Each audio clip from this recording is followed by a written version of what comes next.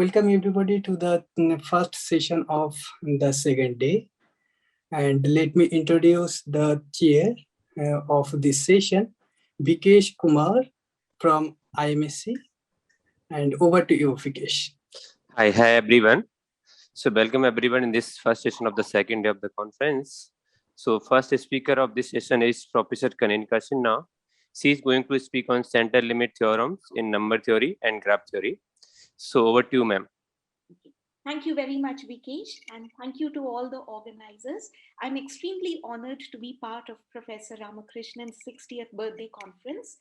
Some people play important roles in our lives, even if they were never formally a mentor or a professor, because they are very kind people and they look out for you and encourage you at every opportunity. You meet them regularly at conferences, you discuss math with them, and in the process, imbibe knowledge as well as a lot of positivity. Professor Ramakrishnan is such a person to me, and I'm truly grateful for that. So here's wishing him a very happy birthday.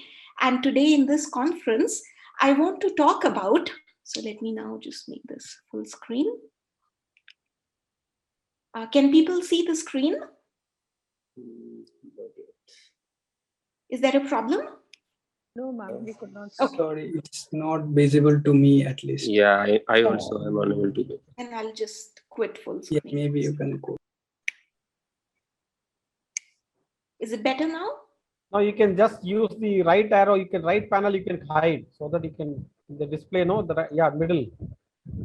No, there is a export PDF that you can if you press the right arrow. Okay, yes, this not that. Middle. No, in the middle of that one, not the line. There is a vertical line. Yes, this one. Yeah. There is the. If you press that one, it will vanish. Not there. This. Yes, this one. Okay, thank you. Okay, so today I'll talk about central limit theorems in number theory and graph theory. The motivation of this work comes from a 1997 paper of Serre, and here are some of the key ideas in that paper. So Serre proved an asymptotic distribution result for the eigenvalues of the Heka operator T sub p acting on spaces of modular cusp forms of weight k and level n. So here p is a fixed prime and n plus k go to infinity under the restriction that k is even and p is co-prime to the level n. So this can be interpreted as a vertical variant of the Sarto-Tate distribution result. But Serre gives a very elegant treatment of the subject in his paper, and he brings together classical principles of asymptotic distribution of families and compact intervals of R, but he brings them together in a very nice way and applies them to families of eigenvalues of Heka operators as well as eigenvalues of regular graphs. So there are thematic similarities between the two, which we will explore as we go on in this talk. And I want to quickly talk about some work that I've done with respect to modular forms, since this is a conference on modular forms and I need to earn my place at the metaphorical conference table. And after that, I'll move over to families of regular graphs. So first, the general principles that Serre very clearly states in his paper. Let us take omega to be not just a closed, actually a compact interval in R with probability measure mu. We consider families A sub v contained in omega such that the cardinality of these families goes to infinity as v goes to infinity. And we let C omega of R denote the set of all continuous functions f on omega. So we say that these families A sub v are equidistributed in the interval omega with respect to the measure mu, or mu equidistributed if for every continuous function on omega, the average value of f as you run over elements of A sub v converges to the integral of f with respect to the measure mu. And this has to hold for every continuous function. Now, there are various ways of looking at this definition. So one interpretation is if something is true for all continuous function, then you can also show that this kind of an equation would be true for those functions which can be approximated by continuous functions.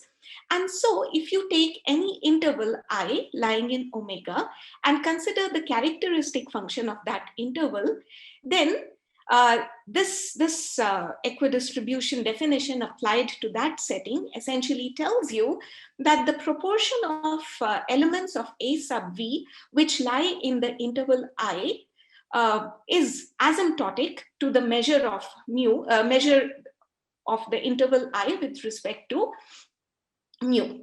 So this is another way of stating equidistribution.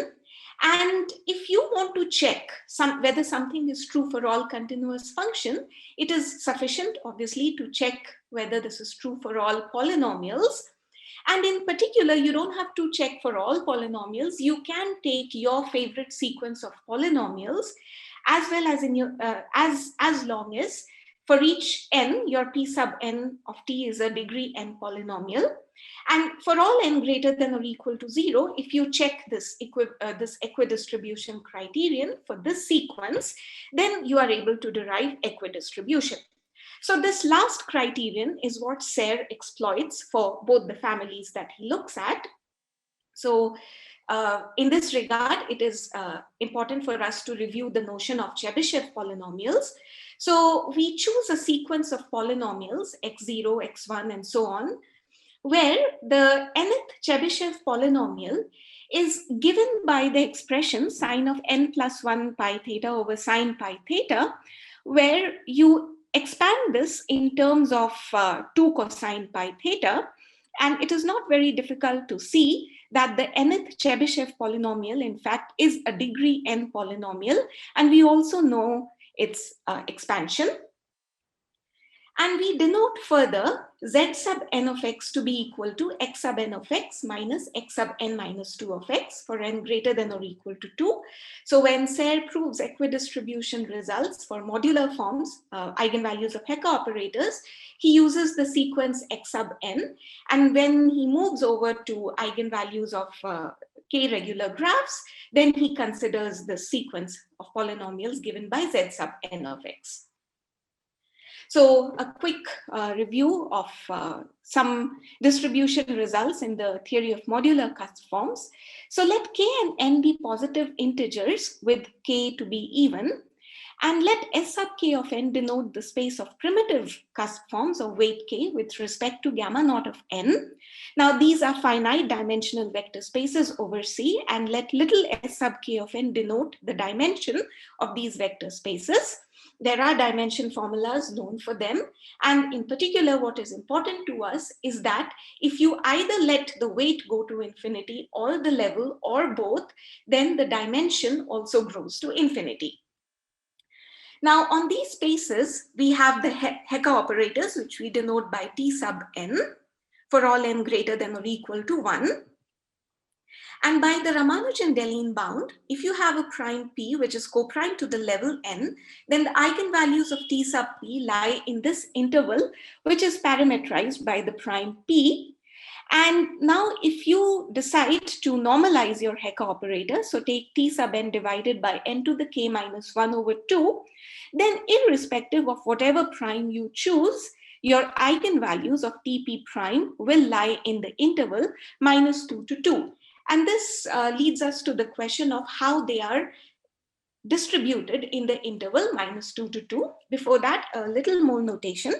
We denote the set of Heka new forms in Sk of n by f sub k of n. And so the dimension is equal to the cardinality of the set of Heka new forms. And any Heka new form has a Fourier expansion of this form where a sub f of n is exactly the eigenvalue of T sub n with respect to the eigenvector f. So this is our notation. So some observations about distribution of Heka eigenvalues. So in his paper that I just mentioned, Serre talks about families of eigenvalues of Tp prime acting on Sk of n as you let k plus n go to infinity. Now, Sarnak had proved another result in 1984, which is an analog of this result in the setting of the space of primitive mass cusp forms. And he considers this vertical scenario as well, where you are fixing your prime P and you vary the spaces on which TP prime acts. So for an interval I lying inside -2 to 2, let n sub I of P comma n comma K denote the number of eigenvalues of T sub P prime lying in the interval I. This can be interpreted as the sum of the values of the characteristic function over the interval I. And Serre shows that these families are equidistributed with respect to a measure mu sub P of T, which is in fact a probability measure on the interval -2 to 2. And this measure depends on the choice of your prime P. Okay, so now what we do is we are just going to restate Serre's theorem and other questions that arise from it in the following probabilistic language. Let us take any interval I in -2 to 2 and let us fix it. And let mu of I denote the measure, the integral mu of t dt with respect to over the interval I, where your mu of t simply refers to the measure 1 over pi times square root of 1 minus t square over 4. So this is the semicircle distribution measure, also known as the Sato-Tate distribution measure.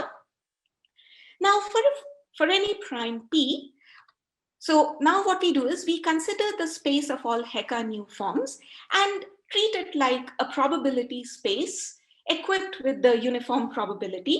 So on this, you define the following random variable.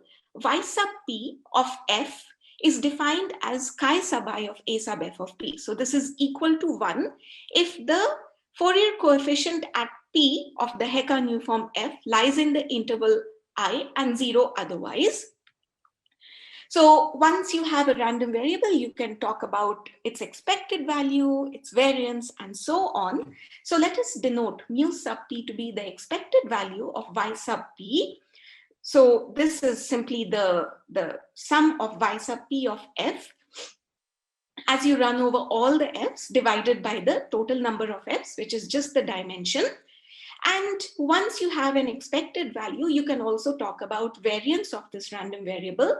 So this is simply the average order of y sub p of f minus its expected value, the square of this, as you run over as you average over all the Heka new forms. And now the question that we ask is, are these random variables, mu sub p for various primes p, are they nice enough so as to give us a central limit type of theorem for sums of these random variables? So in this respect, so since we are now looking at sum of y sub p as p runs over all the primes up to a certain stage, a famous theorem of Conrad, Duke, and Farmer in 1997, which was sharpened a little bit by Nagoshi in 2006, says the following. It says, so now henceforth, what I'm going to do is I'm just going to take capital N to be equal to 1, and I'm going to let the weights grow. So let k equal to k of x, such that log k by log x goes to infinity as x goes to infinity.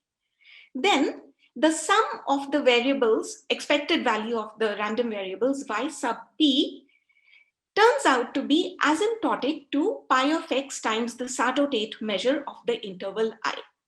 But for this asymptotic to hold, we want our families to grow much faster than the number of random variables that we are summing. So this growth condition is characterized by the condition that log k by log x goes to infinity. A few years ago, along with my former PhD student, Neha Prabhu, I proved the following theorem. We impose some stronger growth conditions on k, and under these strong growth conditions, we are able to get asymptotics for the sums of the variance sigma p square. So this sum now is asymptotic to pi of x times mu of I minus square of mu of I. And once you have asymptotics for the expected value as well as the variance, then the next question is to normalize our sums of random variables and check whether a central limit type of a theorem holds. And we were able to show that indeed these normalized, the sums of these normalized random variables converge to the Gaussian distribution. So in other words, this is exactly what I just said. We were trying to look for a central limit type of theorem, and we were able to obtain it for these families.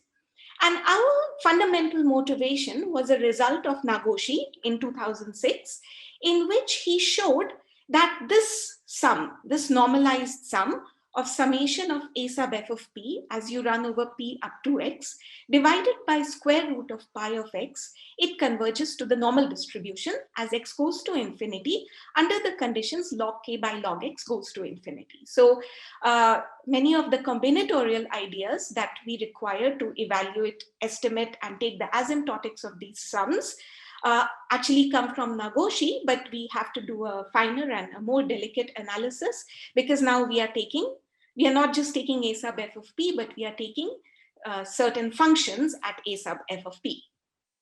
Okay, so we also have a smooth version of this result. So in this result, the growth condition we saw was quite monstrous. So we make it a little less monstrous. So in recent joint work with Stefan Bayer, we take test functions of the form u of m, summation u of m times x sub 2m of t, where x sub 2m of t represents the 2mth Chebyshev polynomial. And this has to be carefully chosen, and I will describe more details when I move over to the situation of regular graphs. But essentially what we need to know is that in this expansion, your u of m has a sort of an exponential decay. And with this kind of a test function, suppose you define the random variable y sub p of f as the value of a sub f of p with respect to the function g. So now, if you let k grow fast enough so that log k over log x raised to the 1 plus 1 over omega goes to infinity as x goes to infinity, then we have a central limit type theorem for these modified random variables now. And your omega, in the growth condition, is coming from the omega that appears when you are specifying the exponential bounds, sub-exponential bounds for u of m. So this leads to a nice central limit theorem. And with this in the background, we now move to eigenvalues of regular graphs. So now what we do is we consider g of m comma d to be the collection of d regular simple undirected graphs on m vertices.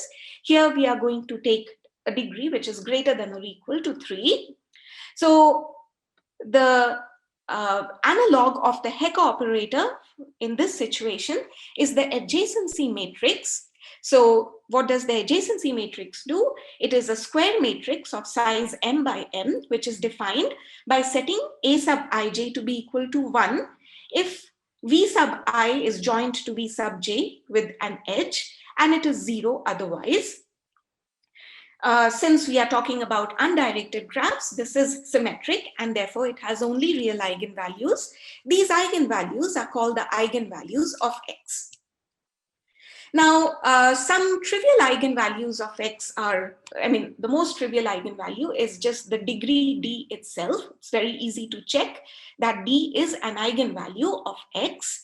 And if x is a bipartite graph, then minus d is also an eigenvalue of x. So either ways, irrespective of whether your graph is bipartite or not, any eigenvalue of the form d or minus d is just referred to as a trivial eigenvalue of x.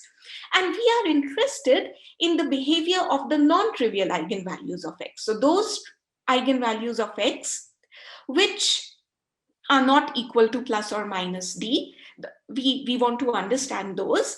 So first we define this notion lambda of x, which is basically also known as the spectral radius of your graph x. This is the maximum value of the absolute value of all the non-trivial eigenvalues of x. So we now let a of x denote the families of eigenvalues of the adjacency matrix normalized by square root of d minus 1. Just like we had normalized the Heka operators, we do the same with the adjacency matrix. And clearly, this family of eigenvalues is contained in the interval minus d over square root of d minus 1 to d over square root of d minus 1. We are also considering the trivial eigenvalues here. But now what we do is we consider all the maximal absolute value of the non-trivial eigenvalues of this normalized adjacency matrix and call it lambda of x. So a very famous result of Friedman, which lies at the heart of the study of density and distribution of eigenvalues of these in these families, is the following. So let us take d to be some fixed number greater than or equal to 3, and let us choose x to be a graph, and I'm choosing it uniformly at random from the collection G of m comma d. So the probability of my choosing any graph from this collection is the same. It's 1 over the cardinality of G of m comma d. This is what it means to choose it uniformly at random. So Friedman states that for any epsilon greater than 0, the probability that the spectral radius or of this normalized with respect to the normalized adjacency matrix is greater than 2 plus epsilon goes to 0 as m goes to infinity. So in essence, what this theorem is saying that in large limits, the eigenvalues are coming closer and closer to minus 2 to 2, leaving aside the trivial eigenvalues, which are very few in number anyway. So in the larger asymptotics, they don't play a role. So now the question is, suppose we choose x sub m, a sequence of graphs such that for each m, your x sub m lies in this collection G of m comma d. How are the families A of x sub m distributed as m goes to infinity? Here we are going to be fixing the d.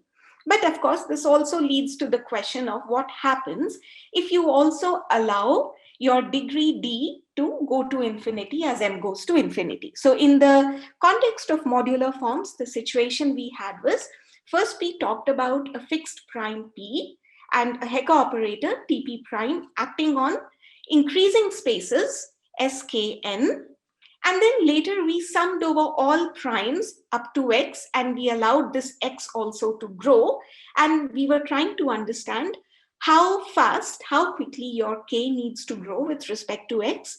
We do exactly that here, but here now we are talking about m going to infinity and how quickly can we allow d to grow if you want some decent distribution results for these families.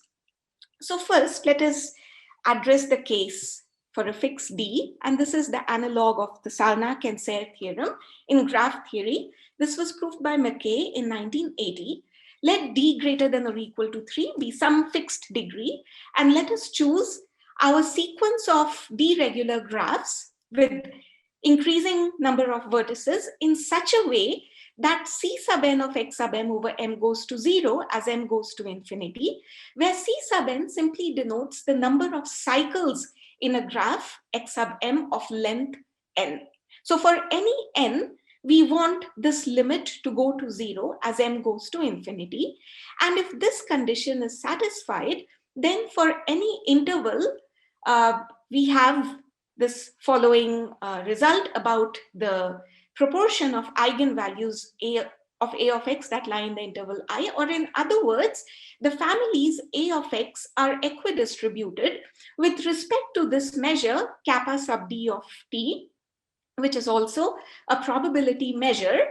And now notice on the left-hand side, we are talking about eigenvalues that lie in the interval minus d over square root of d minus 1 to d over square root of d minus 1.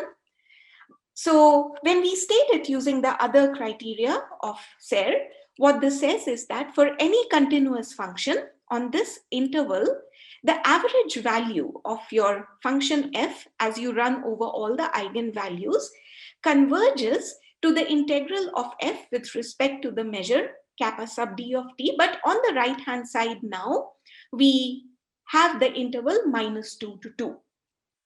So these intervals that depend on d, they contain the interval -2 to 2. And in the asymptotic limit, as n goes to infinity, this average value of this function seems to converge to the integral of f with respect to this measure, which is a probability measure on the interval -2 to 2. In particular, we recall that if d were equal to p plus 1, then we recover exactly the equidistribution measure derived by Sarnak and Serre for the eigenvalues of Tp prime. So this is one analogy. So Serre's equidistribution principle in the context of graphs is the following. So some aspects of this theorem had been informally discussed in other literature related to eigenvalues of regular graphs, but Serre puts it down very explicitly. So let us take x sub m to be a sequence of graphs which are d-regular. Then the following conditions are equivalent. Suppose there is some measure nu on this interval omega sub d, such that the families A of x sub m are equidistributed with respect to the measure nu in omega sub d. If you know this, this is equivalent to saying that the limits of, for every n, the limit of the proportion C sub n of x sub m over m exists where capital C sub n refers to the number of closed non-backtracking walks in which the first as well as the last edge are distinct. So a closed walk is a sequence of edges which starts and stops at the same vertex. When we say non-backtracking, what we mean is, suppose you walk over an edge E, the next edge that you walk over cannot be backtracking on E, it has to be a different edge. And you can go on, you are allowed to come back and walk over E at a later stage, but not immediately after.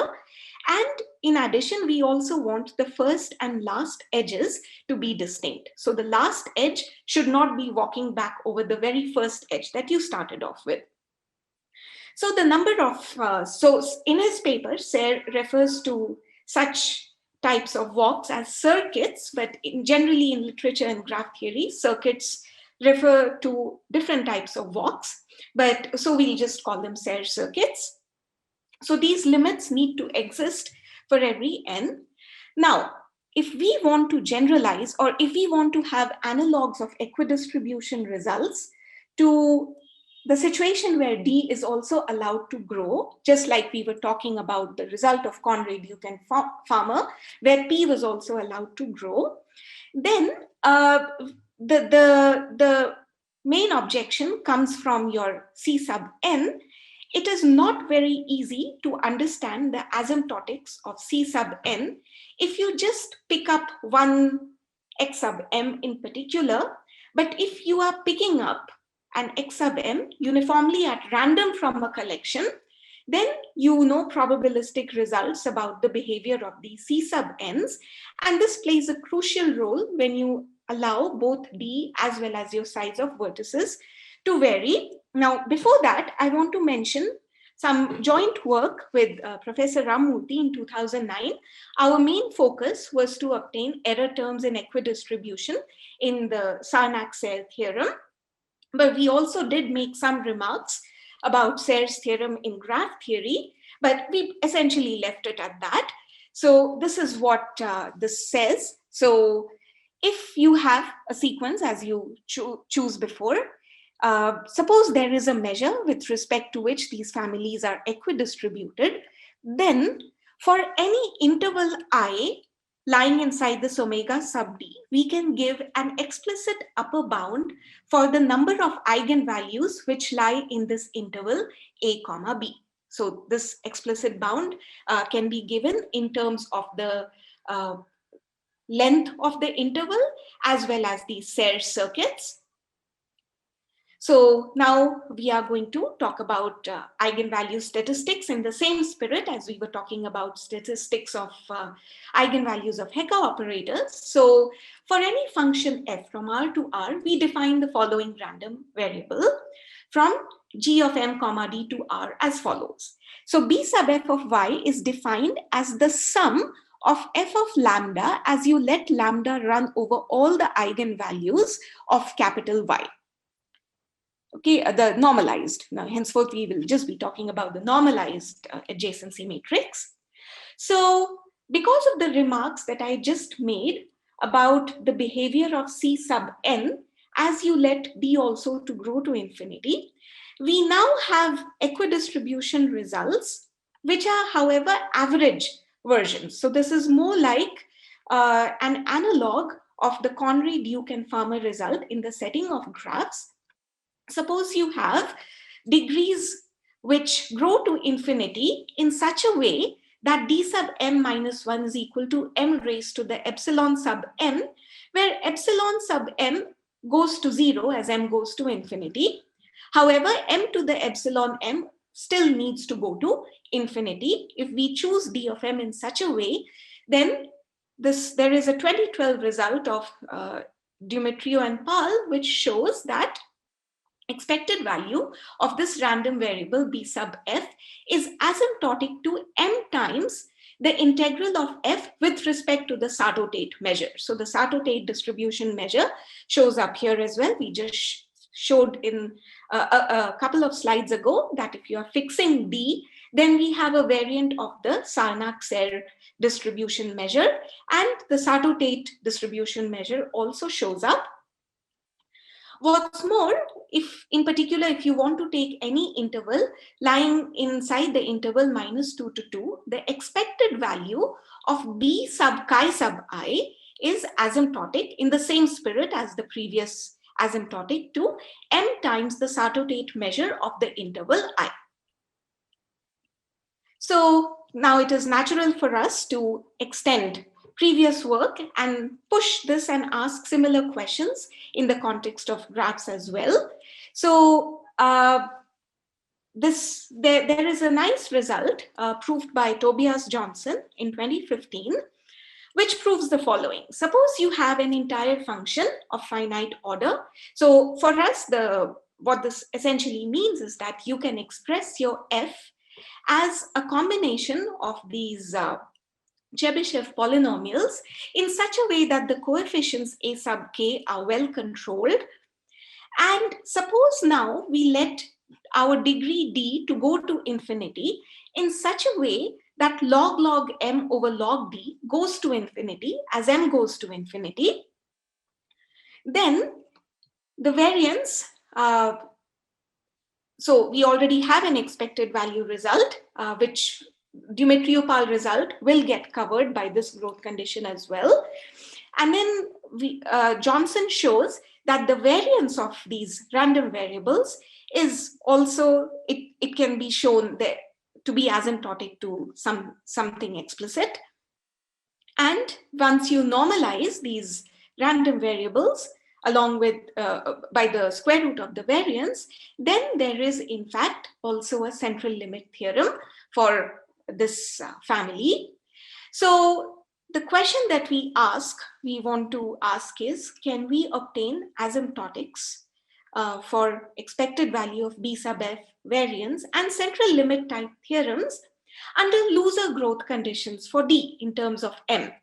So notice here in these theorems, your d grows, it has to grow very slowly in comparison to m. Essentially, you can think of this growth condition as saying that d has to grow at most as a power of log m. So can we allow d to grow faster? Possibly for a restricted class of test functions, especially the class of test functions that we were already investigating in the context of modular cusp forms. So this is, here are some partial results that we have obtained in this direction. So now for the details of the kind of test functions that we take. So what we do is we take an infinitely differentiable function on R, which is real valued, and it is an even function as well. And we periodize this function by expanding it in this way. So take any L of your choice, which is greater than or equal to 1, and denote G sub L of theta to be the periodized version of your G with respect to the parameter L. So how does this play out?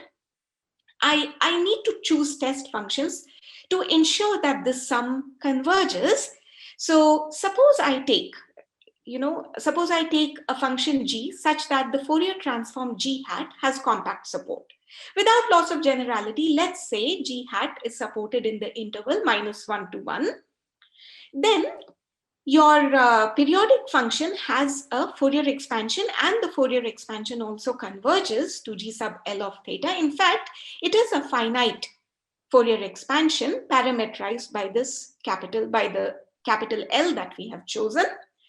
And we convert this test function in terms of taking the variable t to be equal to 2 cosine pi theta. So we end up getting a finite combination of the Chebyshev polynomials x sub 2m of t, where the coefficients u of m can be described in terms of the Fourier transforms of the original test function that we started off with.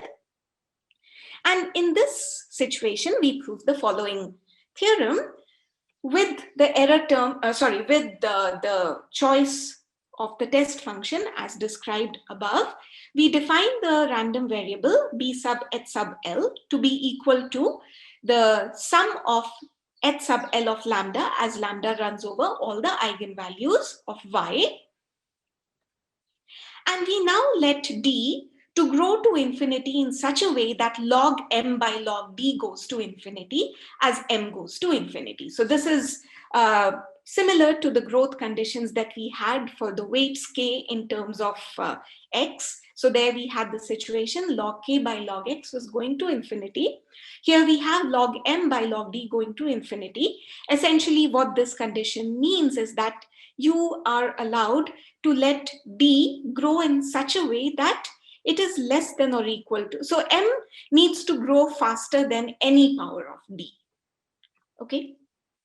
So in Tobias Johnson's theorem, the growth of d was restricted by powers of log m, but here we have a looser and a better growth condition for d.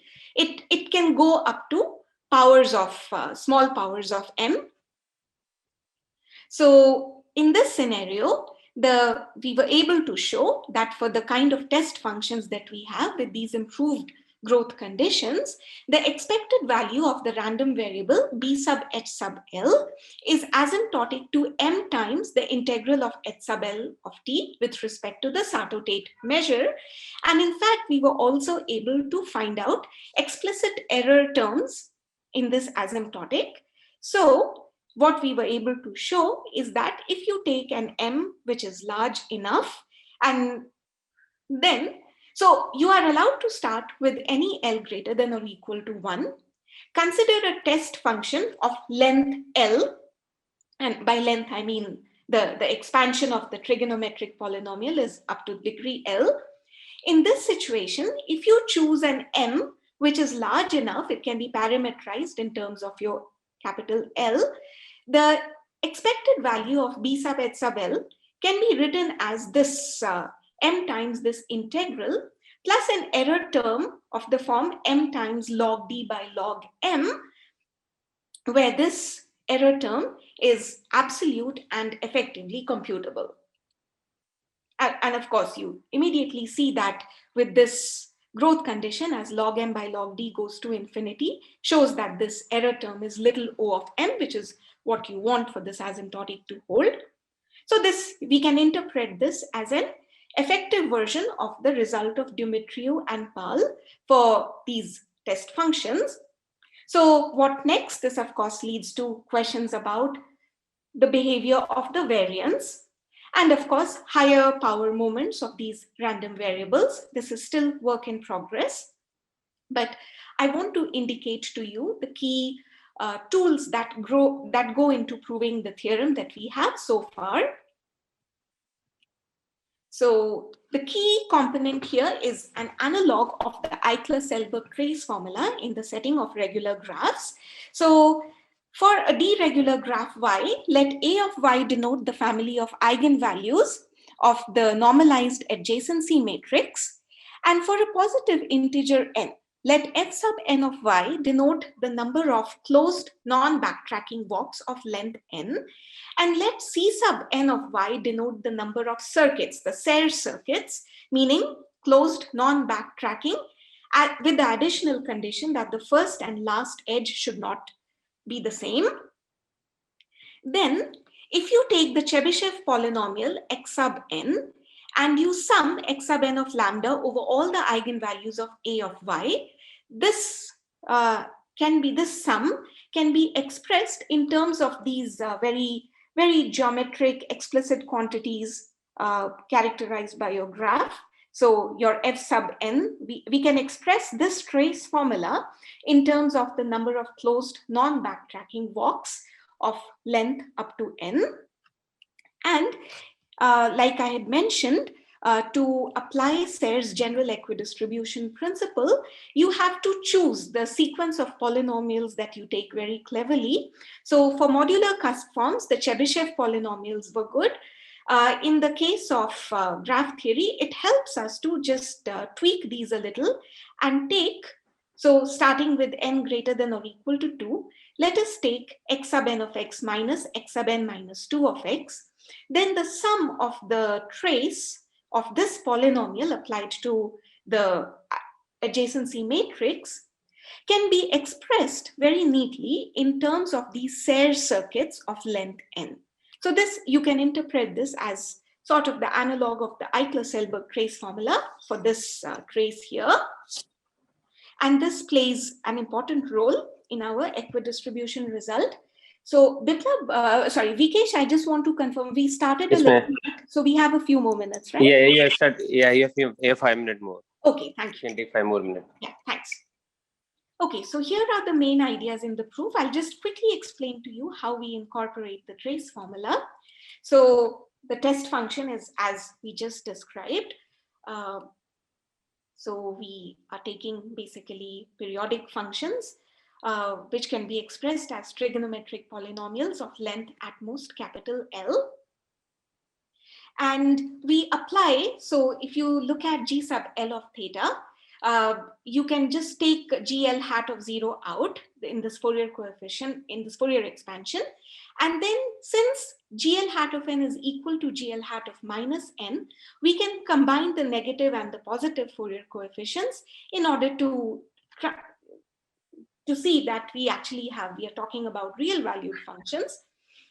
This can be further simplified excuse me, in terms of these Chebyshev polynomials. 2 cosine 2 pi n theta can be written as x sub 2n of 2 cosine pi theta minus x sub 2n minus 2 of cosine pi theta.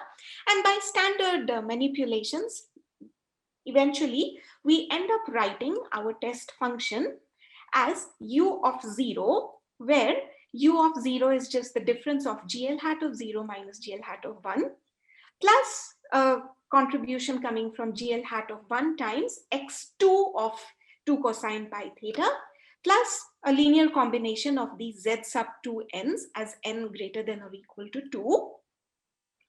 So we now apply, so we just observe, if you go back to putting 2 cosine pi theta to be equal to 2, essentially what we have is a finite linear combination of your Chebyshev polynomials, where u of n's are cleverly chosen. And with respect to these test functions, you can just write out your sum of h sub L of lambda. So it is the expected value of this quantity that we are looking at. With some thought, you can just write it out as this sum. And notice in the trace formula that we wrote, this sum for x sub 2 of lambda simply counts the number of closed non-backtracking walks of length 2, but you can't have a closed non-backtracking walk of length 2 because immediate overlapping is not allowed. So this second term is just contributing 0. And so what you have is the first term, u of 0 times m, contributes the main term in our calculation, which is the integral of h sub l with respect to the measure mu. And then you have an error term, which is characterized by this sum bounded. So n runs between 2 and capital L. And our friend C sub 2n shows up here. And now the question is, if you want to derive expected value of the error terms that you were looking at, then you need to have expected estimates for the expected value of this term C sub 2n. And here, Johnson himself proves a nice result that if D is bounded above by m to the 1/3, and any n that you choose is such that 2n is bounded above by m to the 1/10, then the expected value of C sub 2n, as you run over all the D regular graphs with respect to m vertices, he gives an explicit estimate, so an asymptotic along with an error term, which is O of n to the 6 times D minus 1 to the n over m. Moreover, by a 2004 result of McKay, Wormold, and Visoka, if log m by log D goes to infinity, then here, so what is little c sub j? So Johnson's contribution is that he's able to express the number of Serre circuits in terms of the number of cycles of length dividing 2n. And there is a result of McKay, Wormold, and Visoka, which is used a lot in the graph theory world, which says that the expected value of these number of cycles it has the following estimate. So we are able to combine these. We put this value of expected value of C sub j to expected value of capital C sub 2n, and we put it back into the error term that we are looking at. And one of the important things to keep in mind here is that had we just been talking about one graph instead of an expected value, we would not have had these estimates of Johnson and McKay, Wormold, and Visoka. So averaging plays a very important role in these calculations. So we do this, and what we end up getting is the following. So suppose you have D going to infinity such that log m by log D goes to infinity. As m goes to infinity, and then the expected value of the sum that characterizes the error term is little o of m as m goes to infinity under the following growth condition. And as I'd mentioned before, we actually have an explicit error estimate. So you start with any capital L of your choice and then choose m to be greater than or equal to 2l raised to the 10 to the power 10. Then using the results that I mentioned in the previous slide, we can actually get that the expected value has this error estimate where the bounds, the implied constants in this error estimate are absolute and effectively computable. So this is what leads us to a nice error estimate in the theorem of Dumitriu and Pal for the restricted class of test functions that we are looking at. So far this is, we are continuing to work on this because now our next step is to calculate asymptotics of the variance and then check if a Johnson type of a central limit theorem holds under these better growth conditions for D.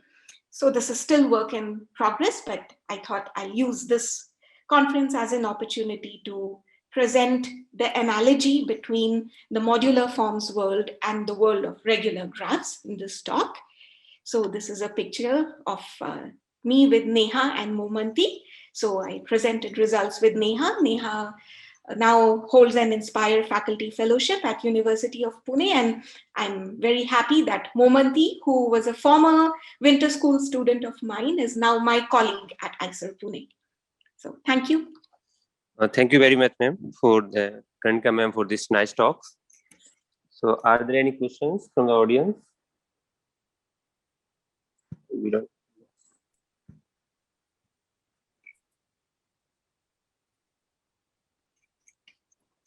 Maybe I will ask a question, Kaneenika. Yes.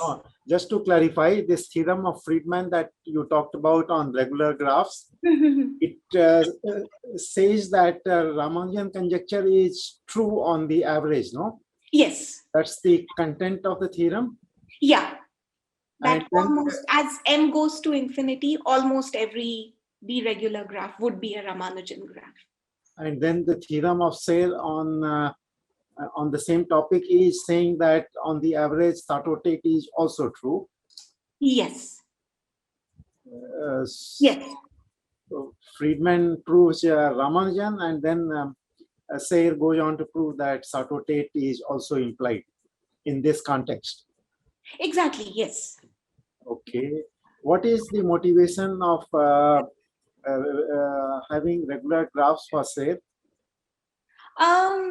So His paper is about modular forms. yeah. So I think he was just fascinated that the general equidistribution principles can be applied to other types of families as well.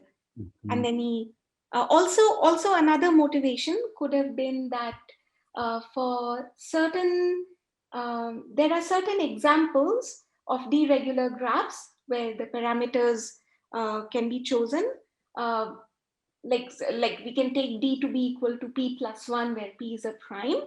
Then there are certain constructions coming from modular forms which give us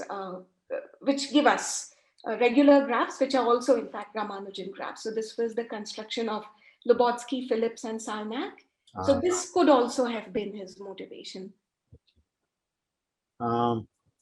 Because in the paper of Lubotsky, Phillips, and Sarnak, they prove a result, a Sato-Tate type of theorem. So let me just, I did not write that here, but let me just go back to the Dumitrio-Pal result.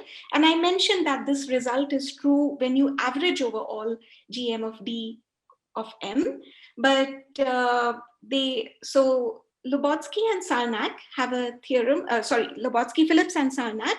What they prove is a situation that if you don't pick your graphs at random, but rather you pick each graph from G of M comma D in such a way that as M goes to infinity, the girth of the graphs M is also going to infinity, then a Sato-Tate distribution holds. But you have to assume Ramanujan to begin with. Yes. They're talking about Ramanujan graphs. Yeah. You don't have to assume Ramanujan to begin with, because you can start with any, like the sum average value of your function f. But amazingly enough, even if you don't assume that all the eigenvalues lie in the interval -2 to 2, what you end up showing is that there are very, very few eigenvalues actually outside this interval. And that ensures that in the limit, this converges to the Sato-Tate measure. So there are methods which apply to not a random graph, but to some collection of graphs. Yes. Which is? It's the same method and the same trace formula, but those terms in the trace formula give us they can be evaluated precisely if you assume certain additional condition. For example, if the girth is going to infinity.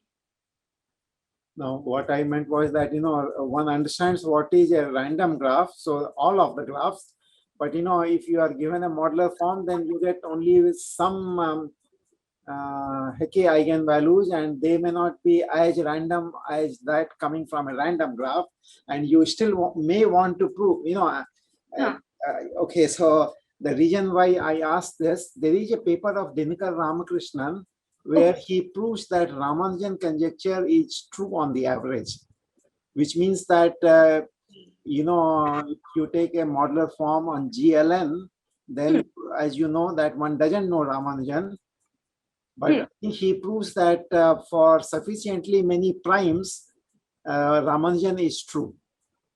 Okay. So I am just wondering whether you are given some collection of numbers, then whether the Ramanujan is true or not can be done by some abstractions. Okay, you mean on average? Yeah. He says that you may not know Ramanujan conjecture says that for all primes, lambda p is less than equal to 2 times root p, let's say. So there is a weaker form of Ramanujan which says that for infinitely many primes, this is true.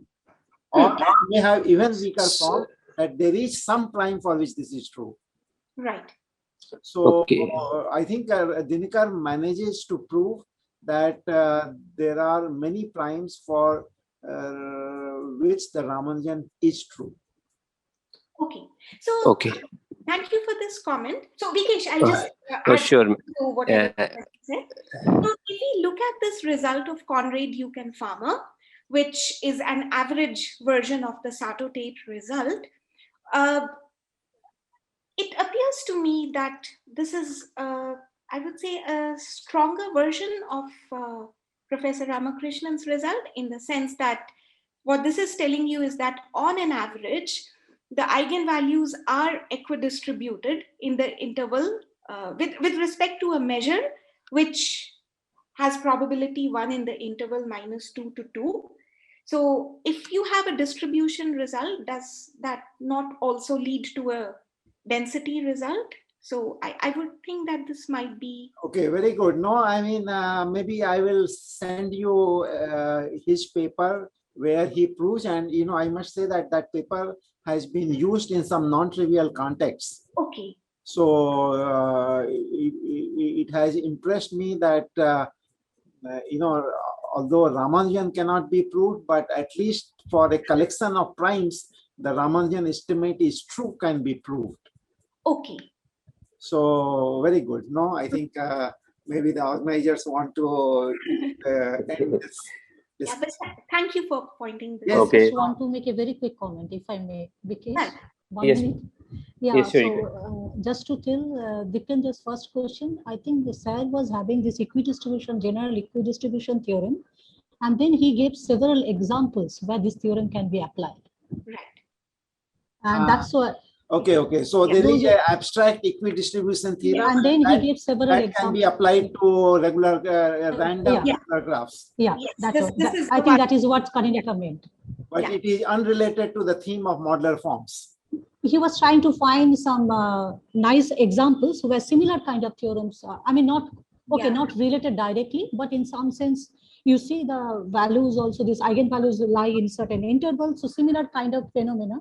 Not only this, I think he has equidistribution of Jacobians in abelian varieties. He has several of examples he gives where his general equidistribution theorem can be applied. So he gives 3 examples: the eigenvalues of Heka operators, then the zeta function for Jacobians of abelian varieties, which are actually coming from modular curves only. So that's basically a consequence of the modular forms result, and then the graph theory. So Shauli, that's true. He gives a general theorem and then gives examples. But all I wanted to say was that perhaps the fact that he thought of this example from graph theory may have been because of the results of Lubotsky, Phillips, and Sarnak. Yeah, I agree with you completely. Yeah, good. Yeah. Okay. And nice job, Kaneenika. Very nice Thank job. you. Thank you. Okay, let us thank the speaker once again. Nice.